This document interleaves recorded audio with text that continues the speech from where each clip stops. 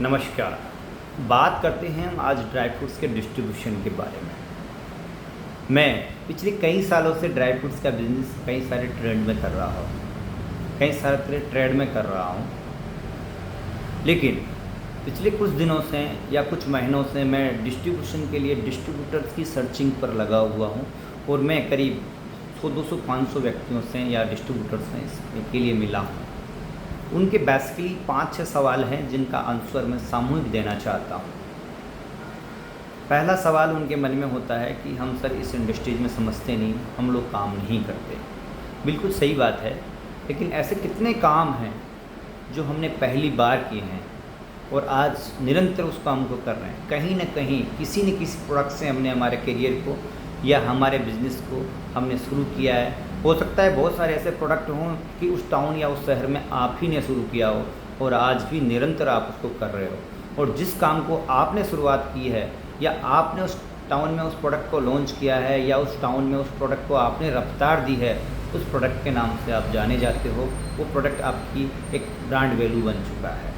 दूसरा, आप सर अपना कैटलॉग भेज दीजिए और आपकी प्राइस लिस्ट भेज दीजिए, मैं बाज़ार में सर्वे कर लेता हूँ, उसके बाद मैं आपको बताता हूँ। बिल्कुल, ये दूसरा आपका सवाल होता है।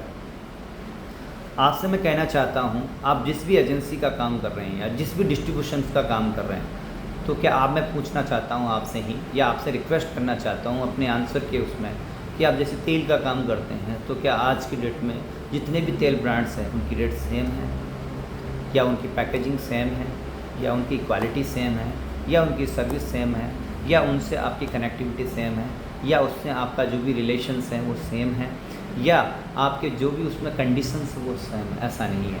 अगर ऐसा होता तो नए प्रोडक्टों को मौका ही नहीं मिलता। ऐसा होता तो फिर क्वालिटी शब्द का नाम ही नहीं होता। अगर ऐसा होता तो इतने सारे व्यापारी ही नहीं होते। अगर ऐसा होता तो इतनी सारी कंपनी की ज़रूरत ही नहीं होती। अगर ऐसा होता तो क्वालिटी का मतलब और पैकेजिंग का मतलब ही नहीं होता। बिल्कुल ऐसा नहीं है। आप कोई भी अपने प्रोडक्ट को बड़े तरीके से या अपने ढंग से या दिल जान से आप अपने प्रोडक्ट को अगर आप लॉन्च करते हैं तो सबको बाज़ार में जगह मिलती है।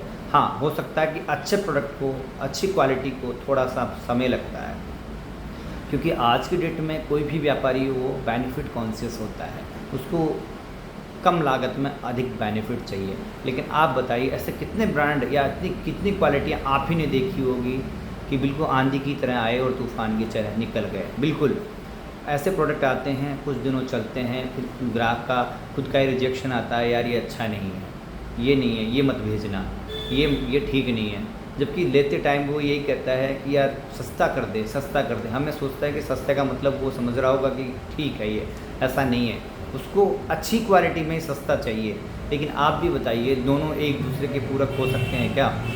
नहीं, दोनों एक दूसरे के विलोम हैं। बहुत अच्छा होने का मतलब बहुत सस्ता नहीं हो सकता। इसलिए आप क्वालिटी कॉन्शियस रहेंगे तो निरंतर चलेंगे। हो सकता है साल 6 महीने आपको बहुत अधिक मेहनत करनी पड़े या आप उसको हर ग्राहक को बताने में, उसकी क्वालिटी या उसके फीचर्स को बताने में आपको थोड़ा समय लग जाए, लेकिन वो आपको एक कंटिन्यूटी और रॉयल्टी देता है बाद में। आपने ऐसे बहुत सारे प्रोडक्ट दे रखे होंगे या बाज़ार में जिनके पास एजेंसियाँ 10 साल, 20 साल, 30 साल या दूसरी तीसरी छोटी पीढ़ी कर रही होती है काम, क्योंकि वो क्वालिटी कॉन्शियस और अपने सर्विस और अपने रिलेशंस पे बिजनेस करते हैं।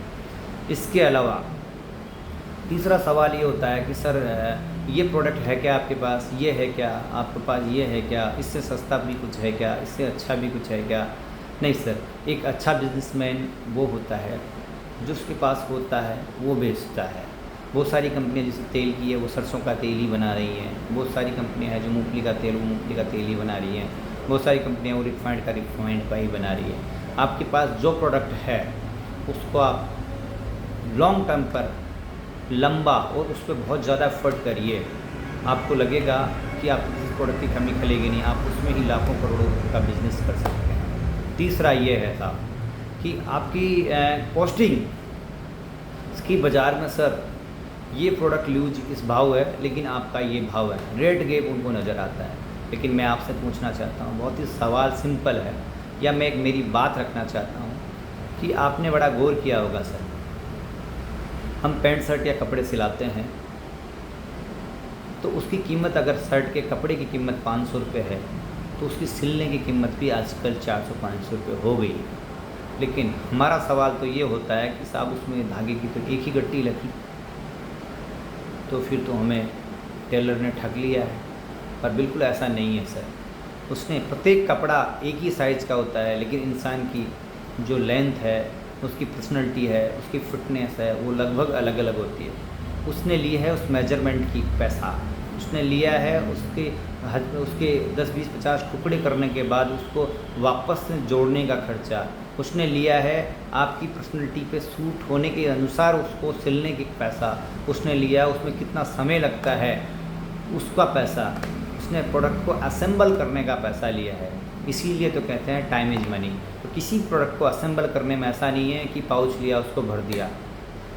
ब्रांड और नॉन ब्रांड में ये फ़र्क होता है कि कोई भी अगर बंदा अगर ब्रांड खाता है तो उसको ये लगेगा कि उसमें उसको करकल नज़र नहीं आएगी, उसमें उसको कोई भी कीड़ी नज़र नहीं आए, या उसको उसमें किसी तरह की नमी नज़र नहीं आए, इसलिए वो ब्रांड कॉन्शियस और प्रोडक्ट कॉन्शियस या क्वालिटी कॉन्शियस बनता है। अगर ऐसा होता तो आटा पैकिंग में नहीं बिकता।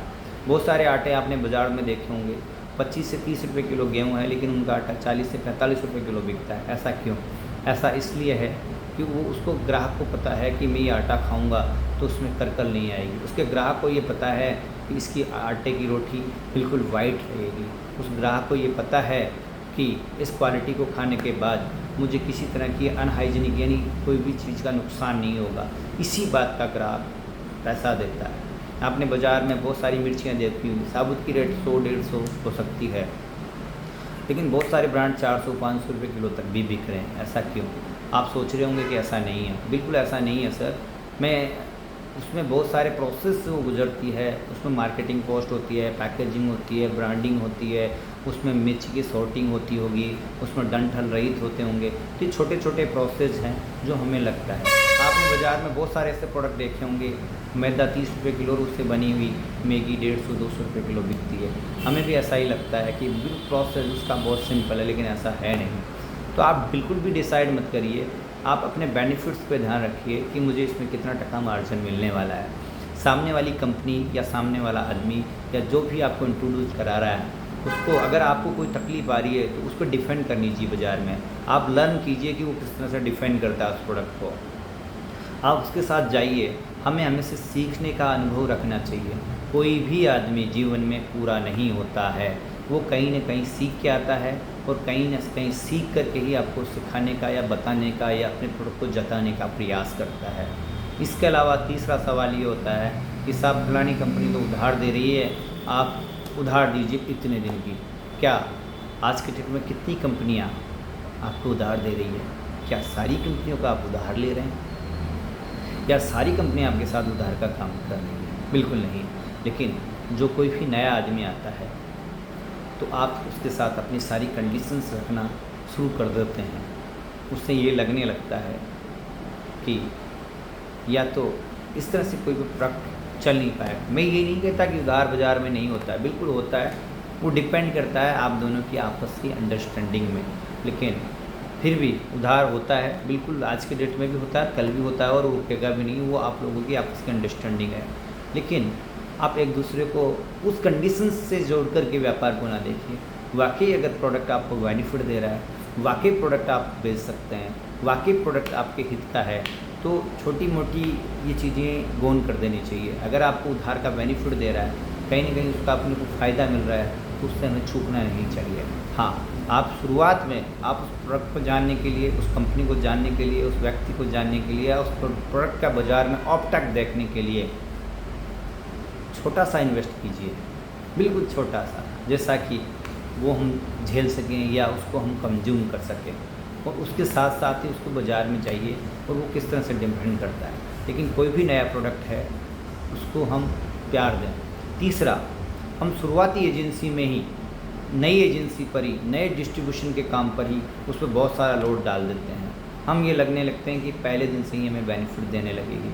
आप बताइए कितनी ऐसी एजेंसियां हैं जो आपको पहले दिन से बेनिफिट देंगे? या वो एजेंसी आपके पास नहीं थी तब भी क्या उसी एजेंसी के भरोसे आप थे?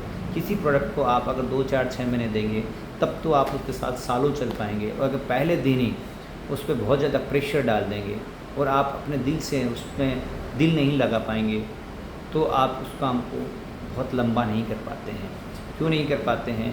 क्योंकि आपका मन विचलित होने लगता है कि कहीं मैं गलत डिसीजन तो हो नहीं गया। उसने मुझे 2, 4, 5, 6% बेनिफिट बताया था लेकिन हो नहीं गया। सर कोई भी पौधा है ना, उसमें पानी सींचना पड़ता है। पहले उसके लिए गड्ढा खोदना पड़ता है, फिर पौधा लगाना पड़ता है, फिर उसको पानी सींचना पड़ता है और फिर उसको उसकी तारबंदी करनी पड़ती है। जब वो बड़ा होता है तो ज़िंदगी के साथ भी और ज़िंदगी के बाद भी, यानी अपनी अगली पीढ़ियों को भी फल देने लगता है। तो सर इस डिस्ट्रीब्यूशन रूपी या इस प्रोडक्ट रूपी पौधे को आप सींचिए, आपको बहुत अच्छी अपॉर्चुनिटी देने वाला है। कि इसके अलावा भी आपके कोई सवाल हैं तो बिल्कुल मुझे बताना, मैं प्रयास करूँगा कि हम इसका हल निकालेंगे। लेकिन आपको ड्राई फ्रूट्स का बिज़नेस बहुत ही वैल्यूबल प्रोडक्ट है। हर आज की डेट में हर ग्राहक में कंज्यूम करने वाला प्रोडक्ट है। हर आदमी इसको काम में लेता है और हर जगह बिकने वाला प्रोडक्ट है। फ़र्क ये है कि हम हमारे प्रोडक्ट को बेटर ढंग से सामने वाले को कैसे बताएं, सिर्फ इतना सा अंतर है। क्योंकि आज की डेट में हमसे सस्ते भी बहुत प्रोडक्ट बिकते हैं और बहुत अच्छे महंगे भी बहुत बिकते हैं। तो सिर्फ आंसर और सेटिस्फैक्शन आपके अंदर है, हमारे अंदर है, उसके जवाब भी आपके अंदर है और आंसर भी हमारे अंदर है। आप तुलनात्मक स्थिति से देखें कि सामने वाला प्रोडक्ट में और हमारे में क्या अंतर है। कभी आप उन 2 प्रोडक्ट को पास में रख करके भी देख सकते हैं, आपको स्वतः ही आंसर मिल जाएगा। धन्यवाद।